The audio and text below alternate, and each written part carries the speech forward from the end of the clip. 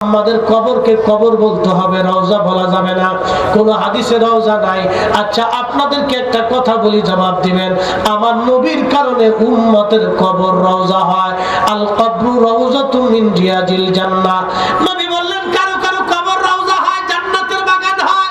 আরে নবীর কারণে উম্মতের কবর যদি রওজা হয়, ওই নবীর কবরকে যারা রওজা বলতে চায় না, ওরা হলো আকাফারতুম বাদা ঈমানিকুম, ঈমান আনার পরে বেঈমান। ওরাই অরিজিনাল বেদাতি। কথা কোন ঠিক কিনা? তারাবির নামাজ কয় রাকাত? জোরে বলেন কয় রাকাত? ইসলাম এদেশে আনছে কে? শাহজালাল। কথা ঠিক কিনা?